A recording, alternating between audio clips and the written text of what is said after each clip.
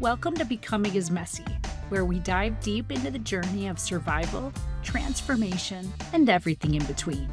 I'm your host, Megan Dawson, here to share the honest, unfiltered stories behind my own process of becoming. Becoming is Messy is brought to you by the Unperfect Life Collective, a growing movement rooted in authenticity, wholeness, and the courage to live what's real. Life isn't a pretty and perfect straight line, and neither is becoming the person we're meant to be. Here, we embrace the ups, the downs, and all the beautiful, chaotic, messy moments that shape who we are.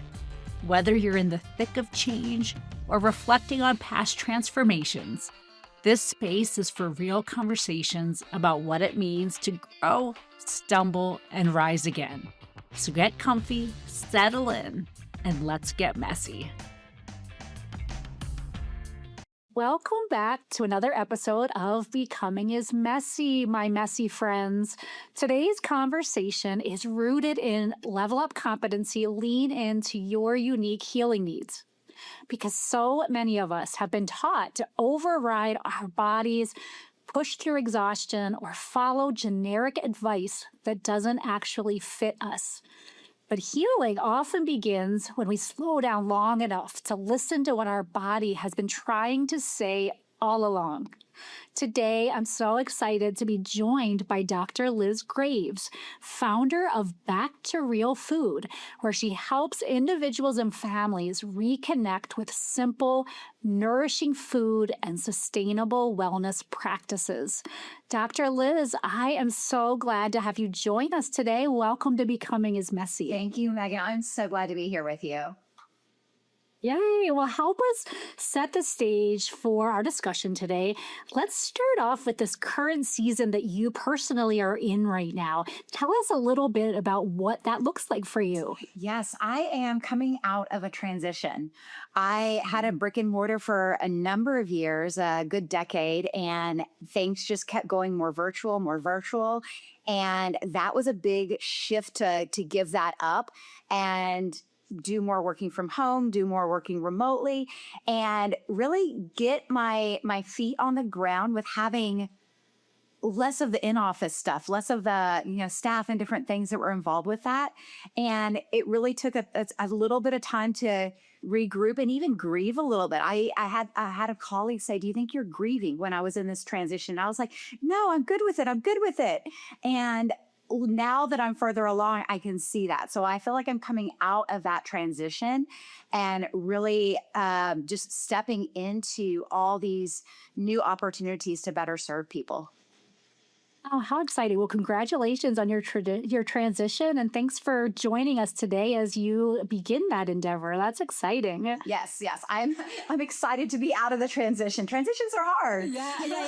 I mean, it is, right? I know. Even those of us that are like, oh, yeah, I'm good with change. And it's like, no, I totally relate to that grieving season and just giving yourself permission to feel what you need to feel throughout that. But then when you all of a sudden start realizing, wait, there's an ease coming in, I'm starting to roll with this new, I feel like, oh, that's just the best.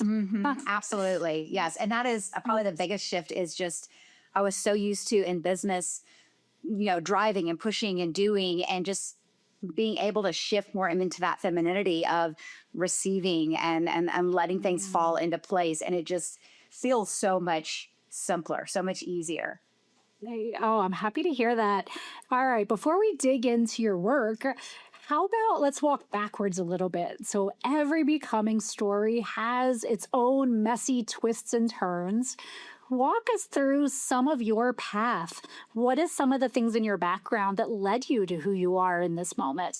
Oh, goodness. So the whole reason I decided to become a chiropractor is that I really I fell in love with the philosophy of chiropractic, that the body heals from the inside out. And I was working as a chiropractic assistant in a chiropractic office, and I just fell in love with the philosophy and seeing people healed and get off medications and just find empowerment in their own body's ability to heal. And I knew I had to get that to more people, and that's what led me to going to chiropractic school. But I had the 6 months before graduation where I really had a heavy, like almost, emotional breakdown. I saw a therapist. I really got to this point where I realized I was about to graduate and be a doctor, and people wanted to put their health in my hands, which I went into chiropractic school just wanting to serve and help people, and wasn't really ready for that full responsibility. So that was a really messy time. I lost my grandfather in that same window. He was a pediatrician, and I really, he was the one family member in healthcare that was really excited I was going to become a doctor. And it was a really messy time, just lots of change. And I mean, that was almost 20 years ago now, but I would say that was kind of the messy start to where I am today. Yeah, so help us connect some dots between that messy phase and chiropractor school, and what brought you then from there to what we're going to really talk a lot about today, which is food and body nourishment. So what were some of the beats that kind of connected you to that? Yeah, so with chiropractic, I got into that again. The philosophy: the body heals from the inside out. You correct the spinal column, the brain can connect to the body better, then better regulate and heal properly. Well, in my chiropractic practice, I always talked about, movement and activity. I always talked about nutrition and mindfulness. It wasn't just you get adjusted and now you're healthy. There's these different layers that you need for health. So I was teaching that in my practice, and I was personally struggling with my weight, and I love the food component.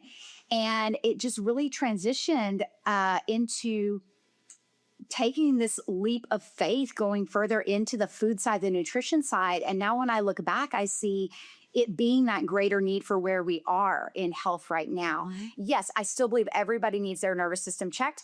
I get it. I got adjusted this morning.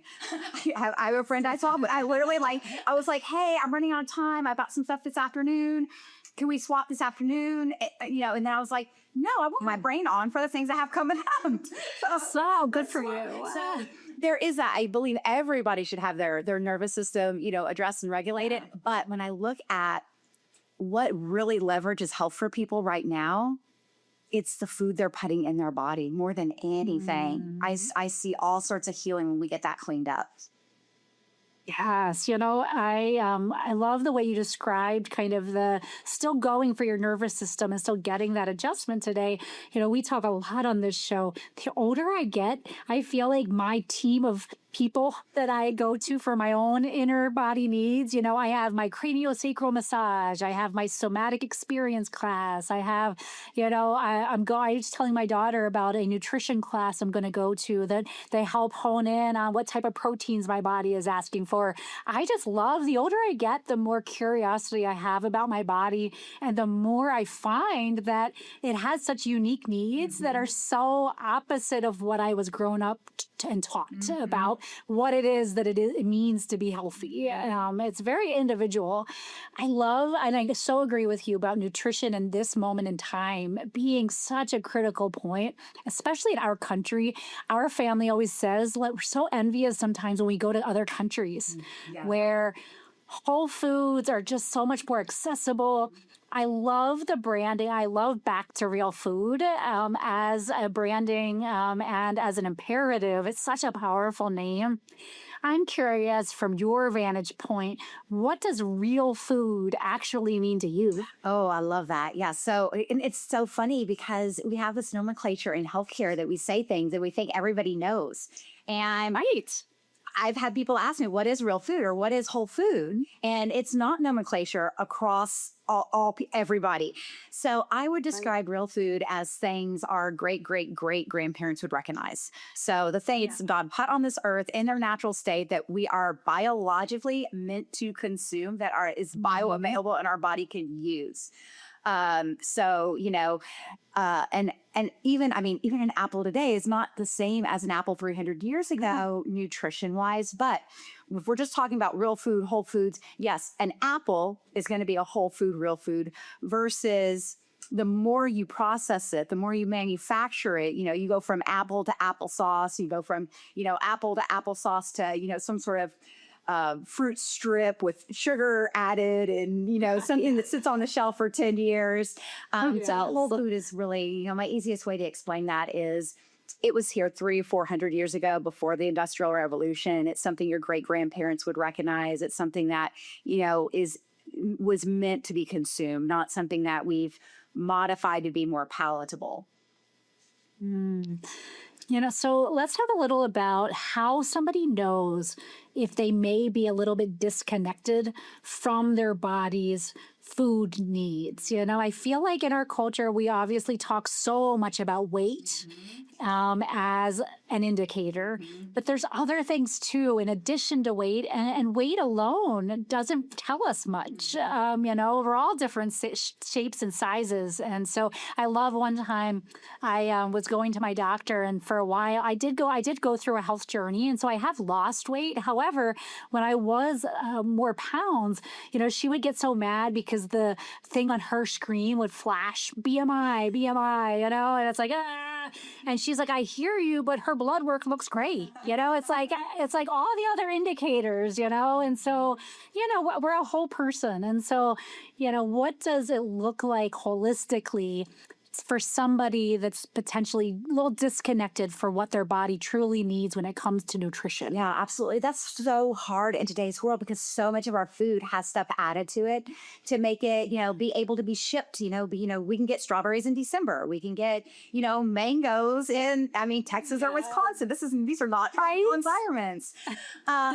So it's wonderful that we have such variety we get to choose from, but biologically, it's not serving our body to the best of its ability. So what you said earlier about, when you travel overseas or out of the country, the fresh food, the local food, and it's not just the fresh food, it is that it's grown locally. There is a lot of research showing that when you eat locally, your body uses it differently when you're having food shipped in from other climates or other places. So there is that whole thing. But let me get back to your questions. I digress. Yeah, we can dig into that next too. Like I feel like that just sparked other questions. I love her. But for your asking, how would these people, how would people know or recognize this? A lot of times it's going to be in your cravings. So, craving sweets, or you can't go very long without being hungry again.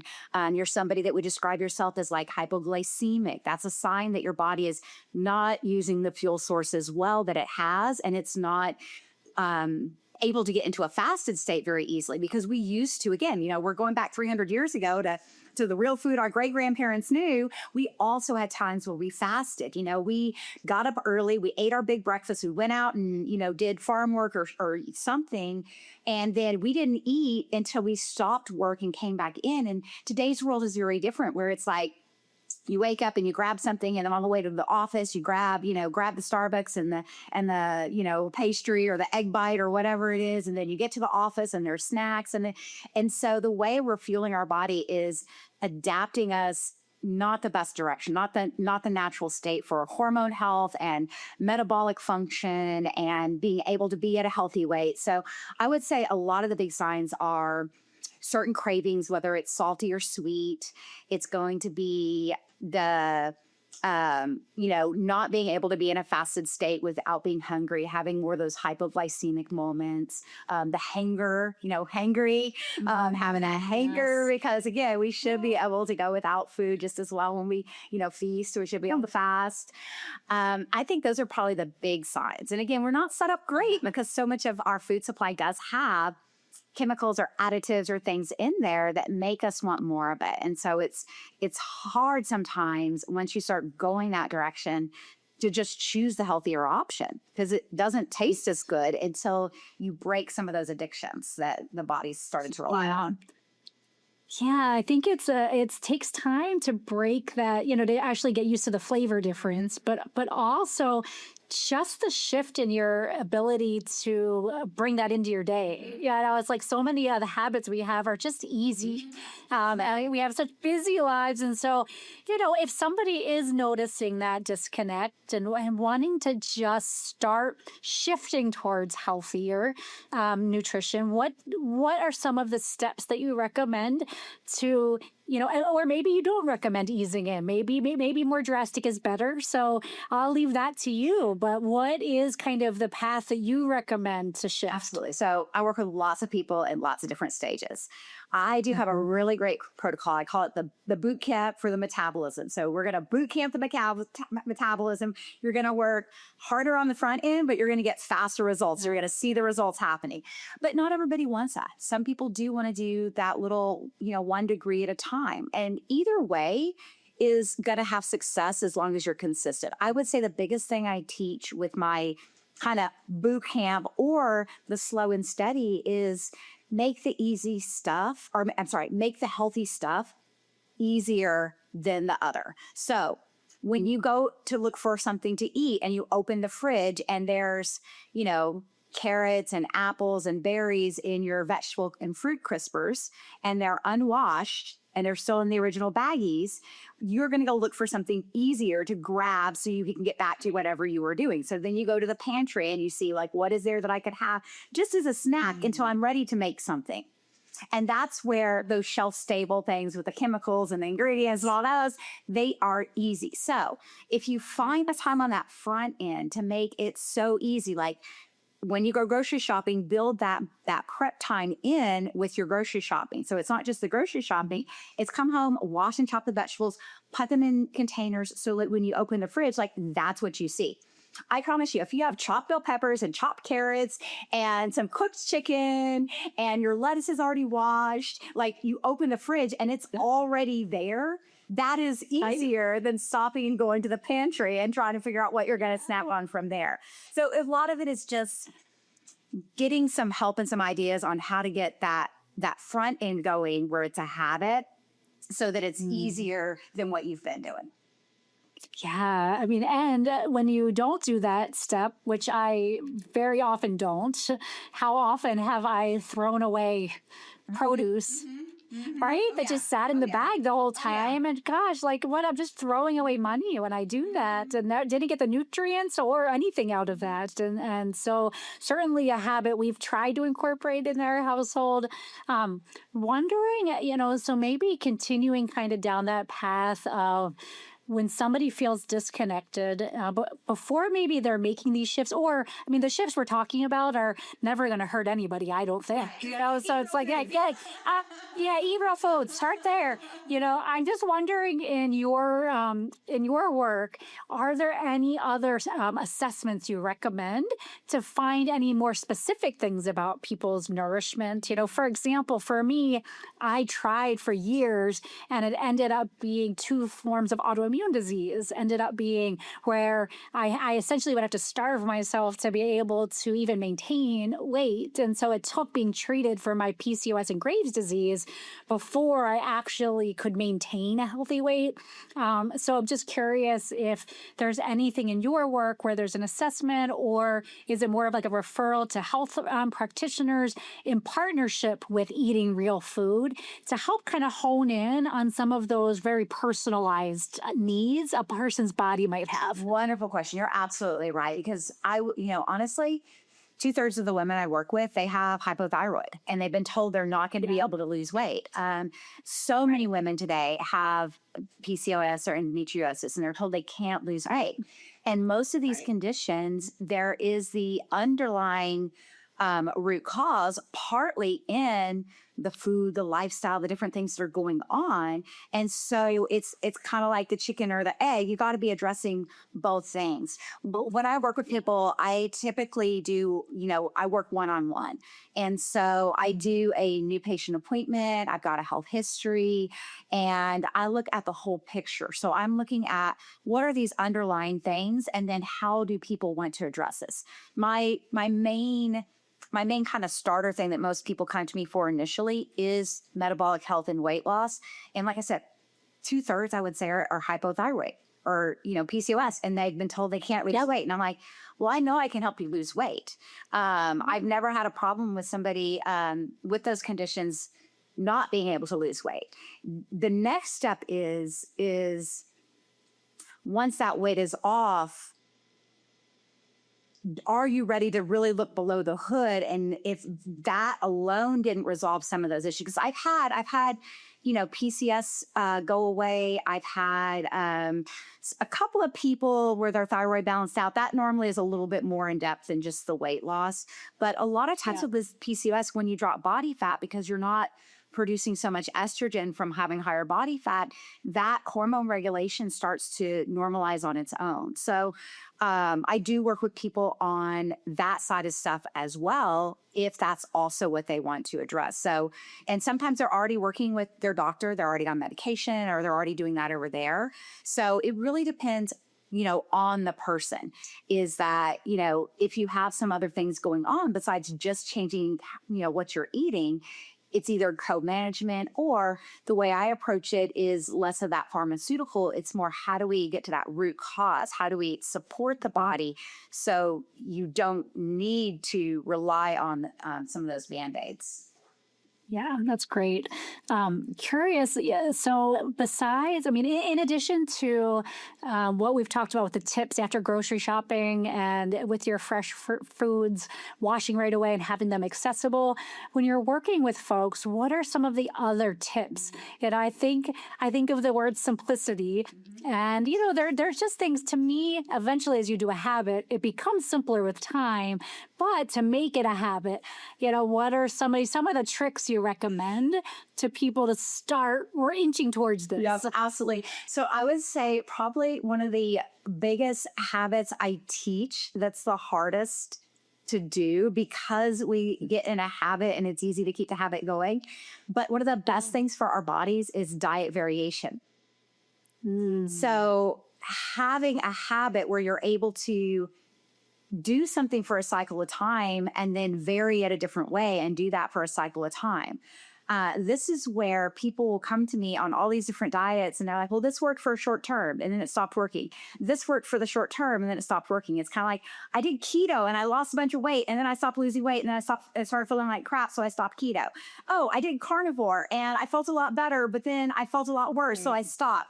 And the thing is that the body is always going to adapt to whatever you do. So you can do keto for a window of time and you can get the maximum therapeutic adaptation. But if you keep doing it longer, then you start getting some negative adaptations. So what's your weight with people one-on-one, what I'm doing is we're doing one way of eating to adapt the body in the beginning to get weight off. And then we're doing a different type of eating to adapt the body for that next step. So I do some fasting and feasting cycles.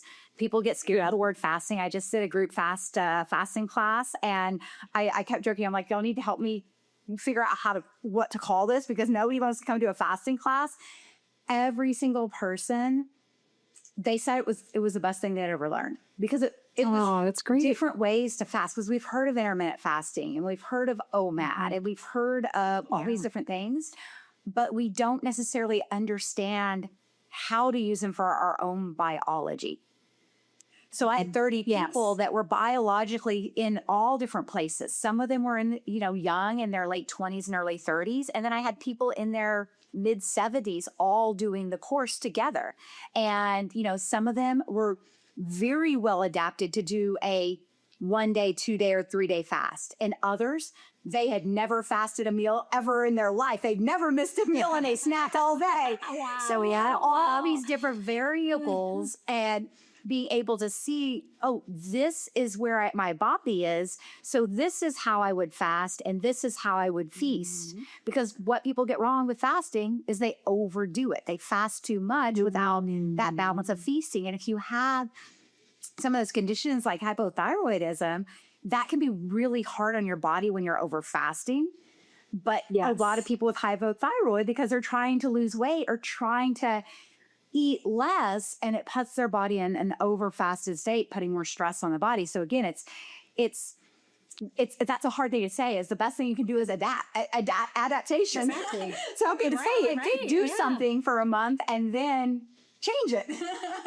Yes. Yeah, but I look at it as I think it's so important. I look at it as building. We're going to do this adaptation and build the body up to the next adaptation so that we're continuously moving the body in the right direction. Yeah, I think that's such a good point because to me, it really comes down to so much is just knowing yourself and being in touch with your body. We talk a ton on this show. Our very first competency that we focus on is to let your inner voice lead and to be checking in with yourself nonstop. We talk about it all the time, ad nauseum. And I think that that's what I've learned in my health journey is, and very much before my diagnosis with Graves' disease, I was really struggling with my set point.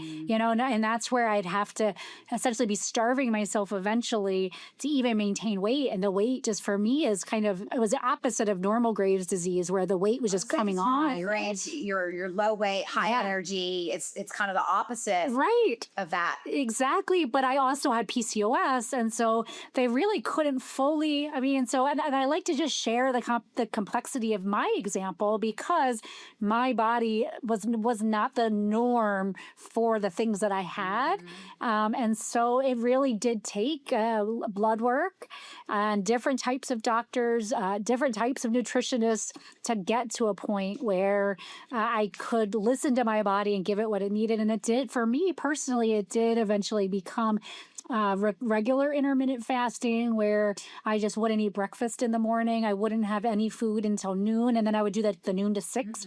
So I'd had a pretty long fast from 6 to noon the next day. And for me, that was one of the things that eventually worked. That's but it awesome. was trial and error. And it took that trial and error to get to that point. And so it sounds to me like what you're describing is in partnership with you is helping to kind of learn and test and learn into what's working and realizing that for any of us, it's rare going to be this magic bullet for our entire lives. Yes. Are so many things. Absolutely. The body is it's always changing and adapting. I've had people that I worked with 10 years ago come back in and they're like, it's different this time. And I'm like, yeah, it's going to be. You're different this time. Like, even if nothing inside you've changed, you've got different external life stress or external things going on.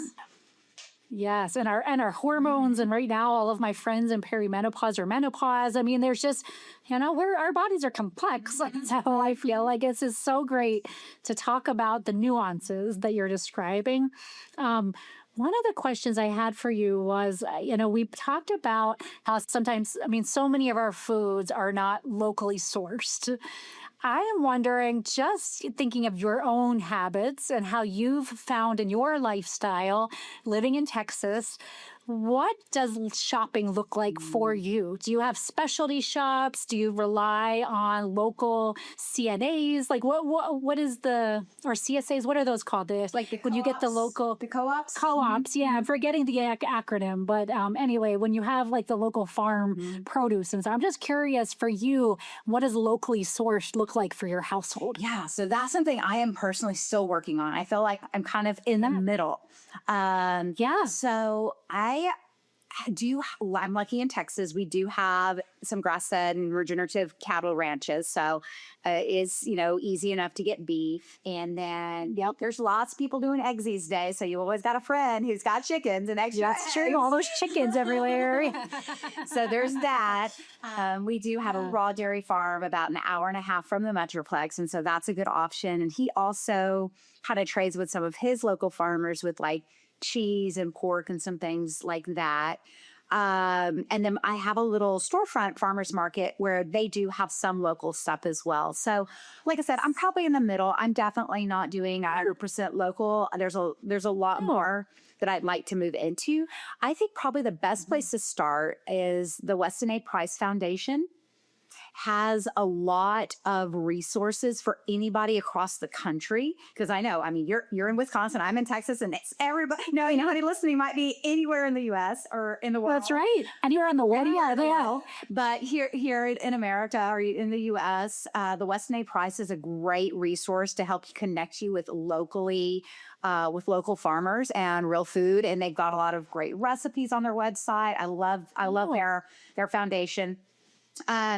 Well, we will share that link in the notes for the program. I've never even heard of that resource before. Okay, Weston really no. Well, yeah, I've got to nerd out on Weston A. Price. So one of my favorite, most painful books I've ever read is his book, which is Nutrition and Physical degeneration. I'm like, it's up there. Okay. Weston A. Price wrote it. He was a dentist. This is back in the 1920s. He traveled all over the world.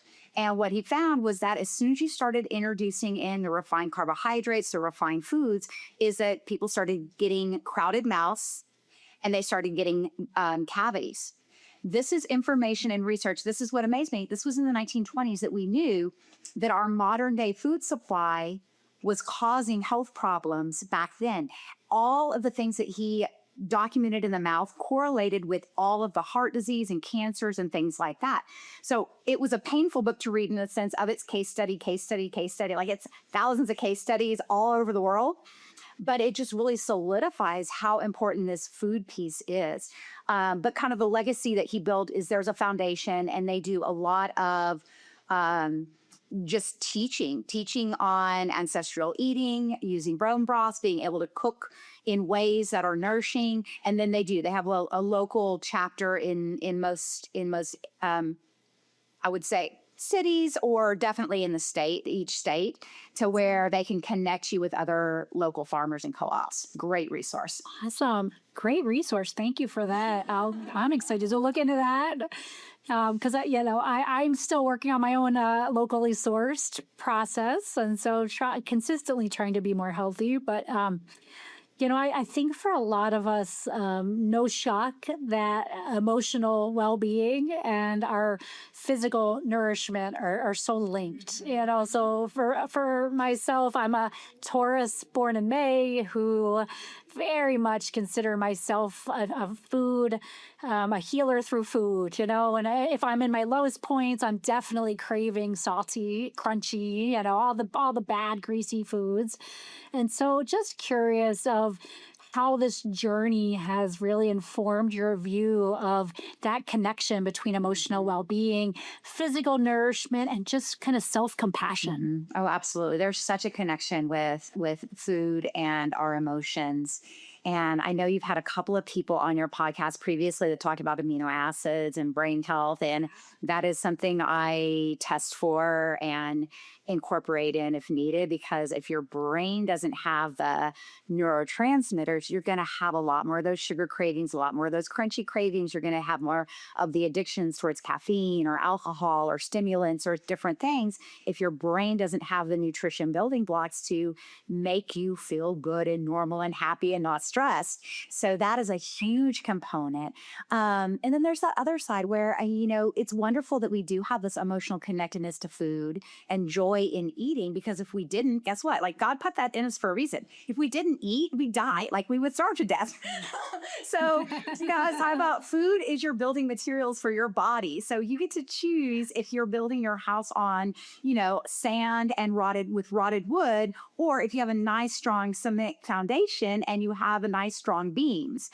And that's what we get to choose with our food. But there is that emotional component of comfort and feeling good and fullness. And I will say, the more I've learned with this, and especially with incorporating amino acids, I can see that strong link of using food when the brain doesn't have the nutrition that it needs. So there is that actual nutrition side to building up the brain so that you aren't craving those things. And then I always say I'm great at the physical, and I do some light coaching on the mental, emotional, but I've worked with people that have had sexual trauma, and a lot of times food and weight is a barrier for them.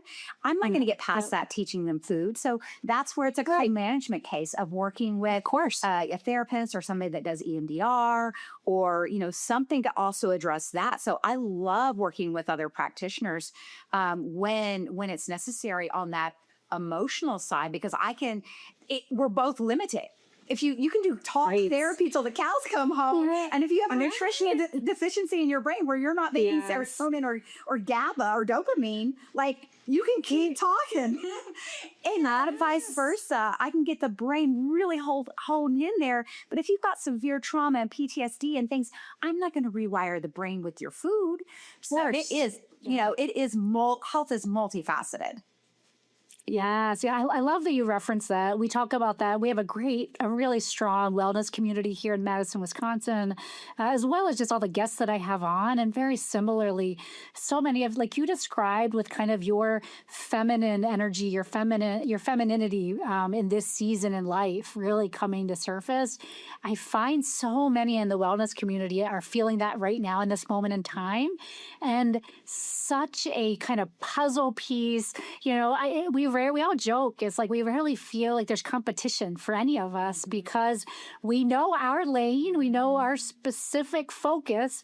And if it's something that we can't, that we're not the right person, we're the first people to bring in another team of people and referring the people we work with to those other folks. And so the more you can stay connected and have that kind of a network, is just at the end of the day, it's just so great because you're going to get to be able to serve the people that you're meant to serve, but also help them on their holistic journey, which I think is so cool. And I love that whole staying in your own lane, because I mean, my neighbor does EMDR. I do not want to do what she does. Like, she holds a big space for a lot of stuff that is too much for me.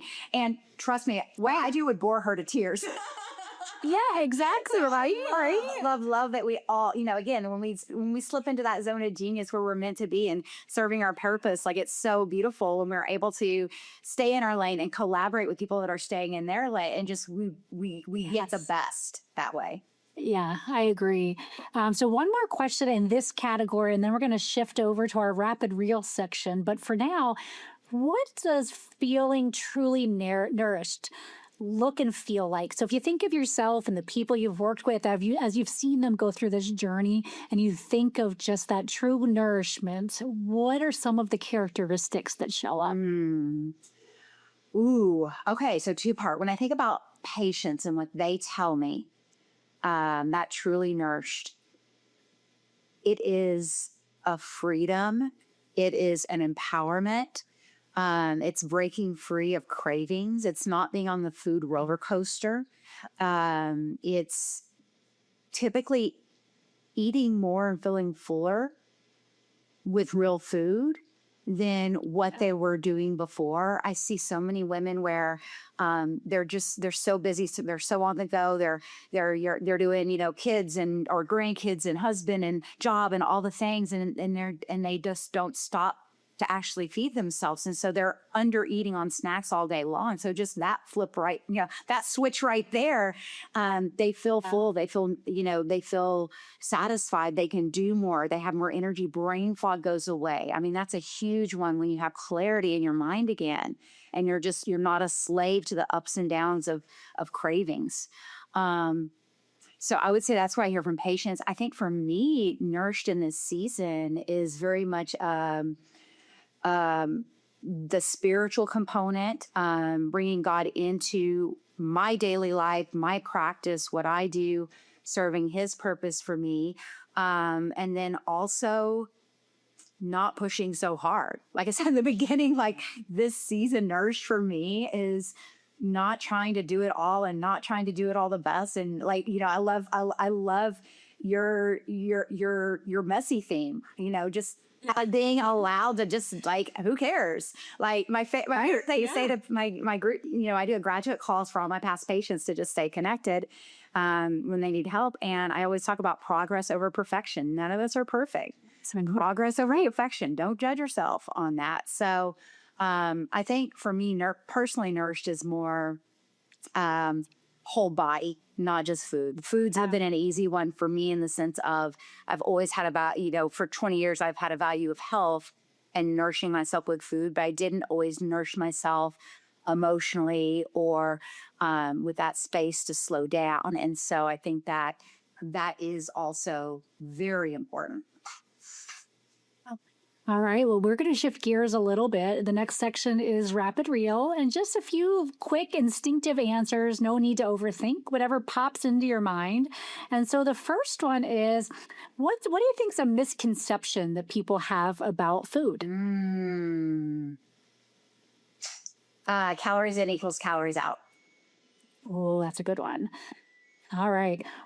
Is there a food that comforts you when you're stressed? Ice cream or yogurt. I'm a creamy person. Yes, I love that. What's a word or a phrase that describes your relationship with food today?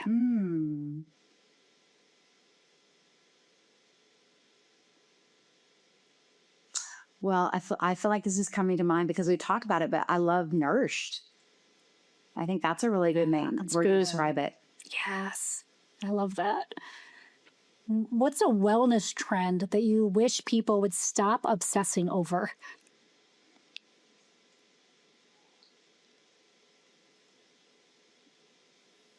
Ooh, I would say all the trackers.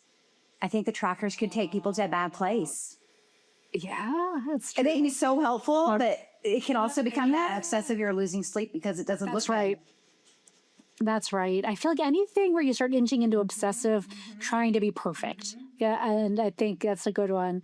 All right, the last one in this category was, what's something that feels more healing than people might realize? Sleep, rest. Yes. My favorite. People that are listening know I own it. I take a nap almost every day, even if it's just closing my eyes for 15 minutes. It's listening to your body, and sleep is one of those. And I have to get good sleep. I agree. I'm a nap person. Again, starting off in chiropractic, we had these, early hours before people went into work, late hours when they were coming home. So I always, I started at 7 a.m. and I would see the last patient at like 6:30. So like that midday nap. Oh yeah. Yes. Yeah. We need it in the breaking note. Right. And those of us listening to that inner voice, it's just when it comes, and you get to the point where there's just no arguing it. Like if you try to slog through, your output is going to be crap. So you might as well take that little time for yourself to recharge. You're going to be better for everybody. So before we get to the final question today, is there anything that we didn't touch on? Also, if you could share a bit about how folks can connect with you and your work, we'll also share those links when we post the episode. Okay. My website is realfood.com. And I am there on my website. And then on there's all my links to, I'm on Instagram, I'm on Facebook, and LinkedIn. And is there anything we missed, or did we touch on all that you wanted to share today? I think we touched on all of it. This was so much fun. Yay, I love that. This has been so much fun. Well, we have one final question. We have listeners right now who might be in their messy middle. Some might even feel like they're at a rock bottom moment. Wondering, when you found yourself in those moments in your past, what's a piece of advice that you wish would have arrived sooner? This only comes with hindsight, but your messiest, worst rock bottom is where you get the best growth and learning. Yeah. So just being in it, just being in it. Yeah. Is okay. Great advice. Yeah, that's true. Well, Dr. Liz, thank you so much for being here today. This was fun. It felt like a grounding reminder that healing doesn't have to be extreme or complicated. Sometimes it starts with just simply slowing down enough to listen to ourselves again. And listeners, if something in this episode resonated with you, here are just a few simple ways that you can begin bringing some of what we talked about today into your own life. First, simply just start paying attention to how your body actually feels after different foods, environments, and routines. Your body gives you information all the time. Just start paying attention. Second, simplify where you can. Wellness doesn't have to be perfect to be supportive. And third, approach yourself with more compassion. Healing tends to happen more sustainably when we stop fighting ourselves and start working with ourselves. Thank you so much for joining us today. Until next time, stay messy, my friends. Before we wrap today, I want to invite you to be part of the Becoming is Messy community. Subscribe to the podcast so you don't miss a single episode. And if there's anything that resonates with you, please leave a review. Your feedback means the world to me, and it helps other people find this community. Follow me on social media. I'd love to hear your ideas for future topics, your questions, and stories from your own messy moments. And if you're feeling inspired, check out the Becoming is Messy shop, where you can grab a mug, a t-shirt, or something else that reminds you to embrace your messy magic every single day. A huge thank you to the incredible Wolves and Sheep for providing the music for Becoming is Messy. Check them out on your favorite music streaming platform. As we close out today's episode, remember this: messy is just another word for growing. So keep showing up, keep laughing, and keep making beautifully awkward progress. Until next time, stay messy, my friends.